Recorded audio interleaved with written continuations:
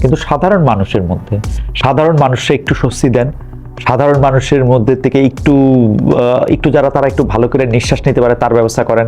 সাধারণ মানুষের গলা আর চাইপা ধরেন না। মানে সাধারণ মানুষের গলা চাইপা ধরাটা তো সহজ, কারণ সাধারণ গলা তো মানে মানে মানে মানে যে কোনো সময় যে কোনো দুর্বলরই আসলে তারে ট্যাক্স করা সহজ, তারে অত্যাচার করা সহজ। আপনারা সহজ পথে নাইলে নাই হাঁটলেন, একটু কাজ তো আমরা করতেই পারি, তাই না? উচিত কথা বলার জন্য ক্যামেরার সামনে হাজির যদিও হয়েছে, কথা বলা উচিত হবে কিনা ভাবতে গেলে আত্মারাম খাঁচার শিক ধরে ঝাঁকাঝাঁকি করছে। আমাদের ধৈর্যের ইলাস্টিক টানতে টানতে ছিঁড়ে যাচ্ছে। কোন পরদাদার আমলে রবীন্দ্রনাথ ঠাকুর জানতে চেয়েছিলেন মানুষ কেন যে মানুষের প্রতি ধরিয়ে আছে হেন জমের মূর্তি? এই প্রশ্নের আংশিক উত্তর অবশ্য মেলথাস সাহেব দিয়ে গেছিলেন ঠাকুরেরও জন্মের আগে। তার an essay of the principal of population লেখায়, যার সারমর্ম হলো জনসংখ্যা বাড়ে সূচকীয় হারে, অথচ খাদ্য এবং অন্যান্য সম্পদ বাড়ে লিনিয়ার ভাবে। এই কারণে এক পর্যায়ে যখন জনসংখ্যার তুলনায় রিসোর্স কমে যায় তখন হয় প্রাকৃতিক দুর্যোগ আসে অথবা যুদ্ধ হয়, যাতে মানুষের সংখ্যা আবার কমতে থাকে। তার এই থিওরি মেলথাসিয়ান ক্যাটাস্ট্রফি বা মেলথাসিয়ান ট্র্যাপ বা মেলথাসিয়াজম নামেও পরিচিত। এর সবচেয়ে সুন্দর অনুরণন পায় কবির সুমনের গানে, হোলি হাতে যায় লোকে অলিতে গলিতে, জীবন আসলে বাধা পাকস্থলিতে।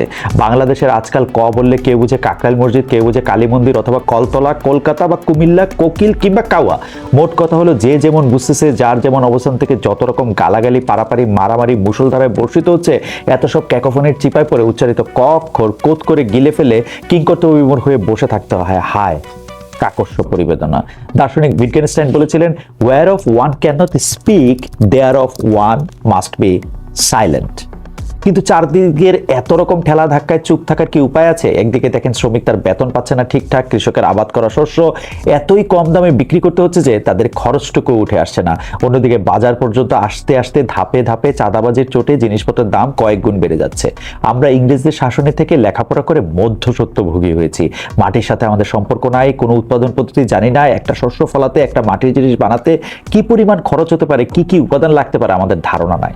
একটা ডিম মুরগির পেট থেকে বের হয়ে খালেদ মহিউদ্দিনের প্লেট পর্যন্ত আসতে আসলে কত টাকা খরচ হয়, কতগুলি দরজা পার হতে আসে, কতগুলি হাত পার হয়, এবং শেষ পর্যন্ত মুরগির খামারওয়ালা কয় পয়সা পায় আমরা জানি না। আমরা একজন কৃষক, তাঁতি, কামার অথবা কুমার অর্থাৎ প্রাইমারি প্রডিউসারদের থেকে বিচ্ছিন্ন। তাদের শ্রম, তাদের পুঁজি, তাদের ইনভেস্টমেন্ট টের পাই না, আবার ব্যবসায়ীদের হিংসা করি।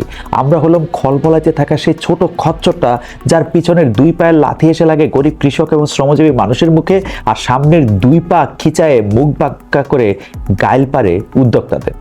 বৈষম্য বিরোধী আন্দোলনে বহু মতের, বহু পথের, বহু জাতের এবং বিভিন্ন শ্রেণীর মানুষ এসে যে সামিল হয়েছিলেন তার মূল কারণ ছিল প্রায় 16 বছর ধরে শেখ হাসিনার শোষণে মানুষগুলোর দম বন্ধ হয়ে যাচ্ছিল। প্রতি পদে পদে কোনো না কোনোভাবে বৈষম্যের শিকার হয়েছে মানুষ। বহু গরিব মানুষ, শ্রমিক, রিক্সাওয়ালা, দোকানদারদের প্রাণের বিনিময়ে আওয়ামী লীগের পতন সম্ভব হয়েছে। অন্তর্বর্তীকালীন সরকার দায়িত্বে আসার পর থেকেই বাজার ব্যবস্থা নিয়ন্ত্রণে আনার দাবি ছিল তাদের প্রতি।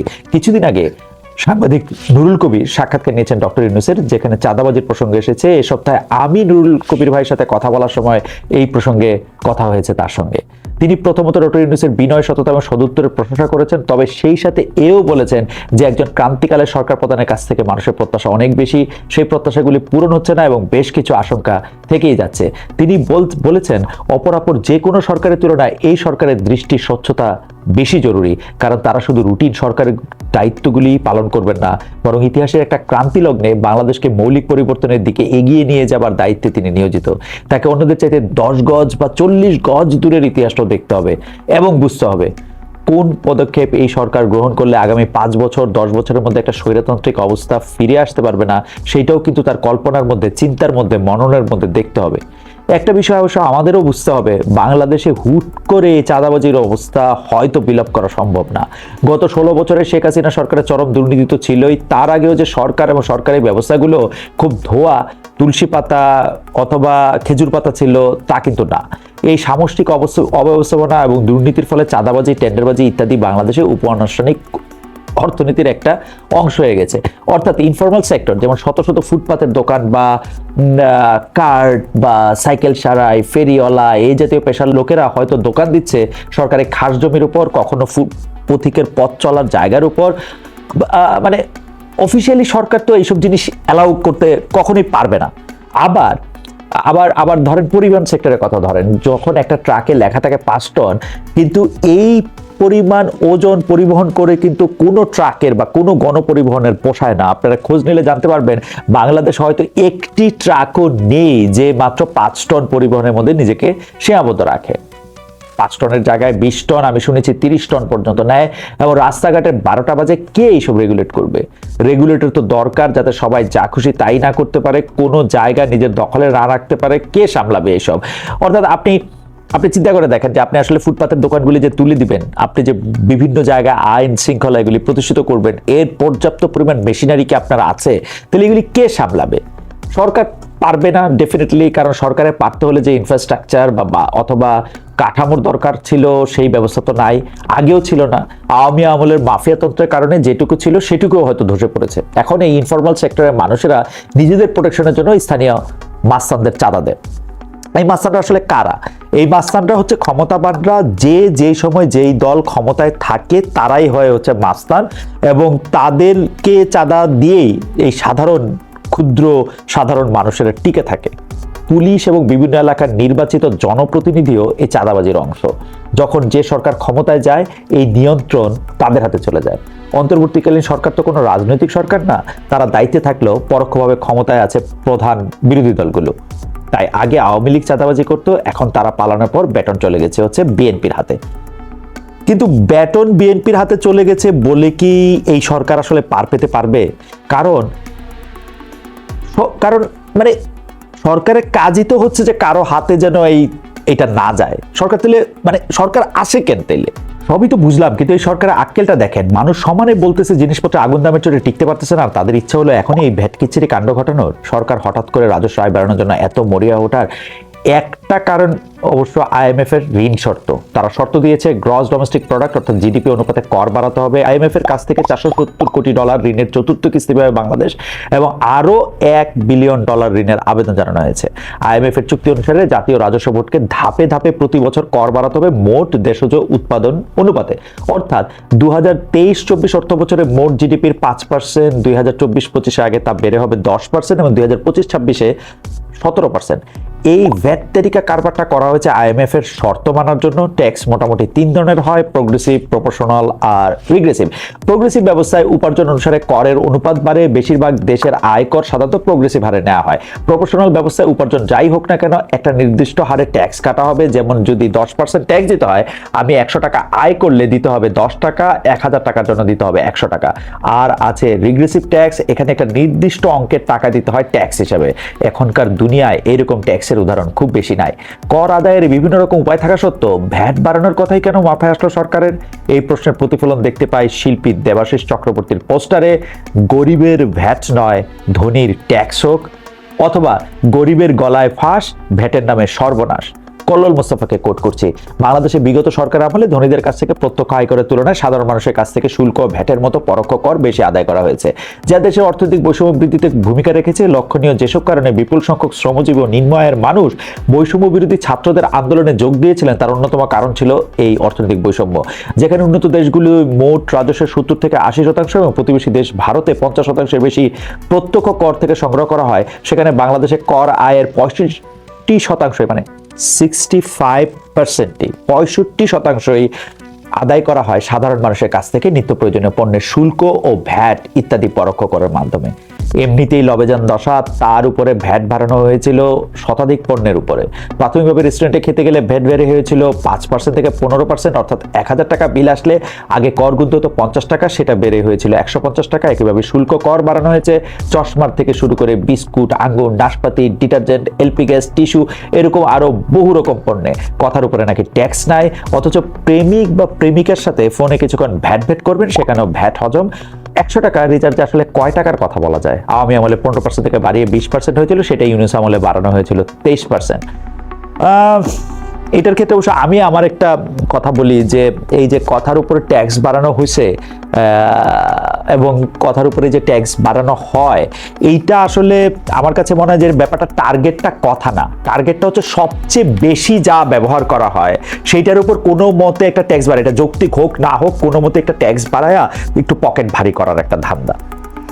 তবে সরকার যে আমাদের ভ্যাটের কান দিয়ে বেশ কিছু পণ্য আবার ভ্যাট কমে আগের জায়গায় ফেরত পাঠিয়েছে, তার জন্য ধন্যবাদ। অন্তত এটা বোঝা গেল কথায় মাঝে মাঝে কাজ হয়। সাংবাদিক নুরুল ভাইয়ের সাক্ষাৎকারে এক পর্যায়ে তিনি বলেছিলেন, এই সরকারের মধ্যে সুশীলতার সমস্যা আছে, কখনো কোনো রাষ্ট্র চালাতে গেলে অন্যায়কারীদের বিরুদ্ধে কঠোর হতে হয়, সেদিকে তাদের কোনো পদক্ষেপ দেখছি না, তাতে মানুষের ক্ষতি হচ্ছে। কোটেশন শেষ। এটা যে একটা ভিতুর ডিম সরকার, তার মানে আবার বলি, এইটা যে একটা ভিতুর ডিম সরকার, তার প্রমাণ আবার পাওয়া গেল পাতা ছেঁড়া নিষেধ গ্রাফিতির বিষয়টা কতদূর গড়ালো তা দেখে। অভ্যুত্থানের সময় একটা গ্রাফিতি আঁকা হয়েছিল, একটা গাছে 5টা পাতা, পাতাগুলোতে লেখা ছিল খ্রিস্টান, হিন্দু, মুসলিম, বৌদ্ধ, আদিবাসী, নিচে লেখা ছিল পাতা ছেঁড়া নিষেধ। এই গ্রাফিতি খুব জনপ্রিয় হয়েছিল বহু ধর্ম, ভাষা এবং জাতি নিয়ে বাংলাদেশ এমন একটা অসাম্প্রদায়িক বার্তা দেওয়ার কারণে। এর মূল স্পিরিট ধর্মীয় জাতিগত সম্প্রীতি এবং ফেসিবাদ বিরোধী ঐক্য। এতদিন এটা নিয়ে কোনো প্রশ্ন ওঠেনি। সমস্যা হলো যখন নবম ও দশম শ্রেণীর বাংলা ভাষা ব্যাকরণ ও নির্মিতি পাঠ্য বইয়ের ব্যাকফ্লেপে এই গ্রাফিতিটি অন্তর্ভুক্ত করা হয়। এরপর একটা বাণীও জুড়ে দেওয়া হয়, কারো মনে কষ্ট দিও না। স্টুডেন্টস ফর সভরেন্টি নামের সংগঠন হইচই শুরু করে এই গ্রাফিতি পাঠ্য বই থেকে বাতিল করার জন্য, এবং এদের চিল্লাপাল্লার চোটে ভয়ে থরথর করে কাঁপতে কাঁপতে এনসিটিভি গ্রাফিতি বদলাইছে। ওয়েবসাইটের পিডিএফ ভার্সনে এখন ওই গ্রাফিতির বদলে বলবীর চির উন্নত মমশির লেখা নতুন গ্রাফিতি যুক্ত করা হয়েছে। এটাও একটা নির্মম পরিহাসী বলতে হবে। এখানে বীরত্ব অথবা উন্নত শিরের লেশ মাত্র নাই, বরং মবের হাতে সারেন্ডার করার মতো বিষয় এখানে রয়েছে। যে কেউ এসে যা কিছু দাবি করবে সব মানতে হবে। কাকে ভয় পাচ্ছে সরকার? এই গ্রাফিতি বাদ দেওয়ার প্রতিবাদে সংক্ষুব্ধ আদিবাসী ছাত্র জনতা নামের প্ল্যাটফর্ম থেকে তারা সমাবেত হয়েছিল রাজু ভাস্কর্যের সামনে। সেখান থেকে যাচ্ছিল এনসিটিভি ভবনের দিকে। তারপরে ঘটনা এখন মোটামুটি সবার জানা। স্টুডেন্ট ফর সভরেন্টির হামলায় মারাত্মকভাবে আহত হয়েছেন রূপায়া শ্রেষ্ঠা, তঞ্চজ্ঞা এবং অনন্ত বিকাশের মতো আরও অনেকে। তাদের রক্তাক্ত চেহারার ছবিগুলি ঘুরে বেড়াচ্ছে ফেসবুকে। প্রথম আলো পত্রিকায় রাফসান গালিব আহত শৈলীর ভাষ্য লিখেছেন, শুরুতে পুলিশ দুই পক্ষের মাঝখানে থাকলেও এক পর্যায়ে তাদের ব্যারিকেড শিথিল হয়ে পড়ে। সে সময় আমাদের উপর হামলা চালানো হয়। হামলাকারীরা ছিল প্রচন্ড আক্রমণাত্মক, আমার মাথা ধরে রিকশার চাকার সঙ্গে আঘাত করতে নিয়ে যায়। সে সময় ফুটপাতে দাঁড়িয়ে থাকা হকারদের চিল্লাফাল্লায় তারা আমাকে ছেড়ে দিলে ততক্ষণে রিকশার চাকায় লেগে আমার ঠোঁট ছিঁড়ে যায় এবং দাঁতে আঘাত লাগে। টানা হেঁচড়া করায় হাঁটু ও ছিলে যায়। তারা লাঠি ও স্ট্যাম্প দিয়ে আমাদের উপর আঘাত করে। আমার গায়েও কয়েকটা বাড়ি লাগে। তখন আমার কয়েক হাত দূরে একজন পুলিশ সদস্য দাঁড়িয়েছিল। পরিচিত লাগে সিনারিওটা? একই রকম মনে হয়? কোন রকম দেজাভু হয় আপনাদের? পাহাড় ও সমতলের এই মানুষগুলিকে কি নামে ডাকা হবে, এ নিয়ে তর্ক শুরু করার পেছনের কারণ খুব সিম্পলি বলা যায় ক্ষমতার হেডম। জাতিসংঘের সংখ্যায় ইন্ডিজিনাস বা আদিবাসীদের কয়েকটা বৈশিষ্ট্য থাকে: নিজেদের অঞ্চলের প্রকৃতির সাথে সম্পর্ক, তাদের আলাদা সামাজিক, অর্থনৈতিক আর রাজনৈতিক ব্যবস্থা, নিজেদের ভাষা, সংস্কৃতি, বিশ্বাস বা ধর্ম, তারা মাইনরিটির অংশ যারা বংশানুক্রমে প্রকৃতির সাথে মিলেমিশে জীবন কাটায় এবং যারা নিজেদের আদিবাসী হিসেবে পরিচয় দিতে চায়। এখন আপনি দেখেন বাংলাদেশে একজন পাহাড়ি মানুষ যেভাবে বাঁচেন প্রকৃতিকে ডিস্টার্ব না করে, আমি গিয়ে কি সেভাবে থাকতে পারবো? মানে আপনি দেখেন যে পাহাড় আমাদের দেখতে সুন্দর লাগে, পাহাড়ের মধ্যে গেলে আমাদের ভালো লাগে। কেন জানেন? পাহাড়টাই ওই পাহাড়ের মতোই আসে। আমাদের হাতে দিলে আমরা ওই পাহাড়টাকে আরো সুন্দর করে তুলতাম। ওইখানে একটা এখনই করা হচ্ছে অনেকগুলি ইকো পার্ক, আরো কতগুলি ইকো পার্ক টার্ক করতাম, একটা কি বলবো, একটা ফ্যান্টাসি কিংডম করতাম, একটা কি কি যে করতাম বা কি কি যে করব। এবং আমি গিয়া যদি ওইখানে বসবাস করতে শুরু করি তাহলে যেটা হবে, দেখেন পাহাড়ে যারা বসবাসে অভ্যস্ত জন্মান্তর থেকে, তারা 300 বছর আগে বাংলাদেশে আসছে না আমি 300 বছর আগে বাংলাদেশে আসছি, সেইটা বড় কথা না। যেটা কথা আমি বলতে চাইতেছি, তারা পাহাড়ের সঙ্গে মিলামিশা থাকতে পারে। মিলামিশা থাকাটা কেমন? তাদেরকে যদি আপনি বলেন যে ভাই তোমার পানির সোর্স হচ্ছে, তুমি এখন 200 মিটার 400 মিটার 500 মিটার নিচে থেকে গিয়ে তোমার পানি আনতে হবে, সে ওইভাবে পানি নিয়ে আসে, কিন্তু তার জীবনটাকে সেভাবে সে খাপ খাওয়ায় নেয়।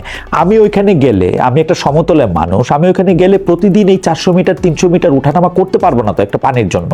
তারপরে আমি কি করব? আমি একটা রানিং ওয়াটার চাবো আমার ঘরের মধ্যে, এবং আমি নানাভাবে সেই পাহাড়ের প্রতিবেশকে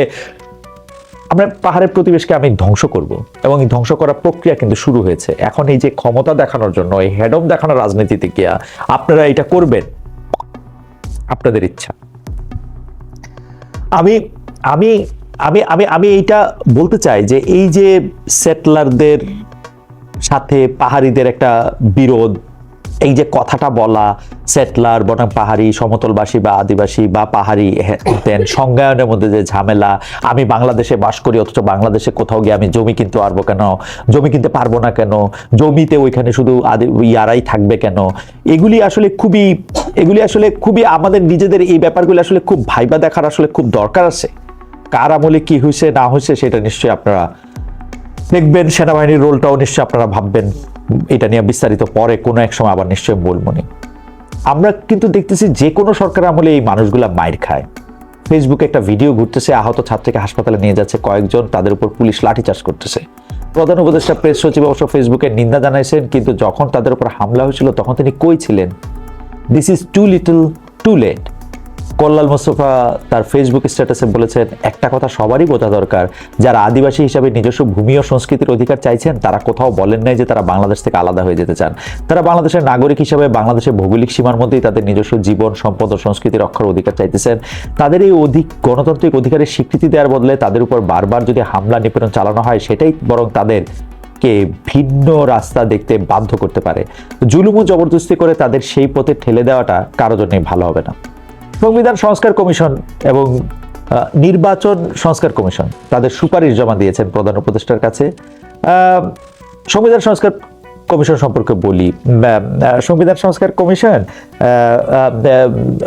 সংবিধানের মূলনীতি পরিবর্তন করতে চাইছেন, মূলনীতি পরিবর্তন করার প্রস্তাব দিয়েছেন।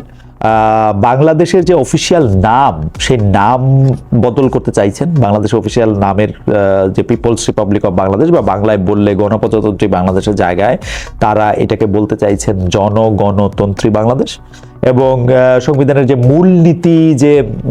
মূলনীতি যে চারটা ছিল, এরকম গণতন্ত্র, সমাজতন্ত্র, ধর্মনিরপেক্ষতা এবং ৭২ সংবিধানের কথা আমি বলতেছি, গণতন্ত্র, সমাজতন্ত্র, ধর্মনিরপেক্ষতা এবং জাতীয়তাবাদ। এইটার ক্ষেত্রে তারা বলতেছেন যে গণতন্ত্রটা রাখা যাবে, গণতন্ত্রটাকে রাখা পরে আর বাকি চারটা মূলনীতি হবে সাম্য, সামাজিক সুবিচার, মানবিক মর্যাদা এবং বহুত্ববাদ। যুক্তি হিসাবে মূল 1971 সালে স্বাধীনতার ঘোষণাপত্রে যা ছিল, সেই স্বাধীনতার ঘোষণাপত্রে এই সাম্য, মানবিক মর্যাদা, সামাজিক সুবিচার এবং বহুত্ববাদের কথা ছিল বলে তারা এটাকে অন্তর্ভুক্ত করতে চান। বাংলাদেশের নাম পাল্টাতে চান না, মানে অনুবাদে এটা পাল্টাতে চান আর এগুলি করতে চান।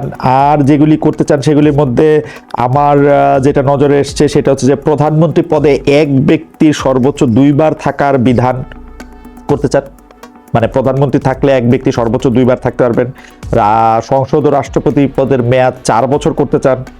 আইনসভাকে জাতীয় সংসদ ও সেনেট নামে দ্বিকক্ষ বিশিষ্ট করার সুপারিশও করেছেন। সংসদের সদস্য 300 থেকে বাড়িয়ে 400 করার সুপারিশ করেছেন এবং শীর্ষ পদগুলিতে ক্ষমতার ভারসাম্য প্রতিষ্ঠায় জাতীয় সাংবিধানিক কাউন্সিল গঠনেরও সুপারিশ করেছেন। নির্বাচন কমিশন সংস্কারের যে কমিশন, তারাও আসলে কতগুলি স্পেসিফিক প্রস্তাব করছে। প্রস্তাবের মধ্যে আমার যেগুলি ইন্টারেস্টিং মনে হয়েছে সেগুলোর মধ্যে রয়েছে হচ্ছে দলের সদস্যের গোপন ভোটে প্রতিটি নির্বাচনী এলাকা থেকে সংসদ নির্বাচনে প্রতিদ্বন্দ্বিতার জন্য 3 জনের একটি প্যানেল তৈরি এবং তা থেকে দলীয় মনোনয়ন প্রদানের বিধান করা। দলের সাধারণ সদস্যদের গোপন ভোটে দলের স্থানীয় থেকে জাতীয় পর্যায় পর্যন্ত সকল কমিটি নির্বাচিত করা। তারপরে আরও আছে হচ্ছে যে আইসিটি আইনে সাজাপ্রাপ্ত সকল ব্যক্তিকে কোনো দলের সাধারণ সদস্য, কমিটি সদস্য হওয়ার অযোগ্য করা। ইন্টারেস্টিং, আমি এটাতে প্রশ্ন করছিলাম যে এই আইসিটি যাদেরকে সাজা দিয়েছে বা তারা কি আসলে এই এখন যে আইসিটি, মানে 5 আগস্টের পরে আইসিটি নাকি তার আগেও আইসিটি যাদের সাজা দিয়েছে সেটা হবে? জনাব বদিউল আলম মজুমদার, যিনি নির্বাচন সংস্কার কমিশনের প্রধান, তিনি বলেছেন যে সব সময়ের ক্ষেত্রে এটা আজকে কালকে পরের কোনো কথা না। এই সাধারণ ছাত্রছাত্রীদের সুবিধা দেওয়ার জন্য নির্বাচন কমিশনে কোনো আলাদা সংস্কারের ব্যবস্থা করা হয়েছে কিনা এই প্রশ্ন জবাবে তিনি বলেছেন যে তারা কাউকে আসলে কোনো বাড়তি সুবিধা এরকম দিতে চান না। তো সংবিধান কমিশন, সংস্কার কমিশন, নির্বাচন সংস্কার কমিশন নিয়ে কথা চলতে থাকবে। আমি তাদেরকে আলাদা করে ধন্যবাদ দিতে চাই যে তারা অন্তত সময় মতো একটা সংস্কার কমিশনের একটা প্রস্তাব এর মধ্যে পেশ করছেন। কিন্তু এই সংস্কার কমিশনের এই প্রস্তাবগুলি আসলে কিভাবে এটার একটা পালন করা হবে, সেটা একটা রোড ম্যাপ দেওয়া হবে বলেও বলছে আসলে এই সরকারের পক্ষ থেকে। আমরা দেখি আমরা কিরকম রোড ম্যাপ পাই এবং এই রোড ম্যাপ নিয়ে আমরা আসলে কতদূর রাস্তা দিয়ে আমরা আসলে কতদূর যাইতে পারি সেটাও আমরা দেখি। তার আগে এইটাও একটু বলে রাখি যে হ্যাঁ, রোড ম্যাপ, সংস্কার, নির্বাচন সবই হবে, কিন্তু সাধারণ মানুষে একটু স্বস্তি দেন। সাধারণ মানুষের মধ্যে থেকে একটু যারা তারা একটু ভালো করে নিঃশ্বাস নিতে পারে তার ব্যবস্থা করেন। সাধারণ মানুষের গলা আর চাইপা ধরেন না। মানে সাধারণ মানুষের গলা চাইপা ধরাটা তো সহজ, কারণ সাধারণ গলা তো মানে মানে মানে মানে যে কোনো সময় যে কোনো দুর্বলরই আসলে তারে ট্যাক্স করা সহজ, তারে অত্যাচার করা সহজ। আপনারা সহজ পথে নাইলে নাই হাঁটলেন, একটু কাজ তো আমরা করতেই পারি, তাই না?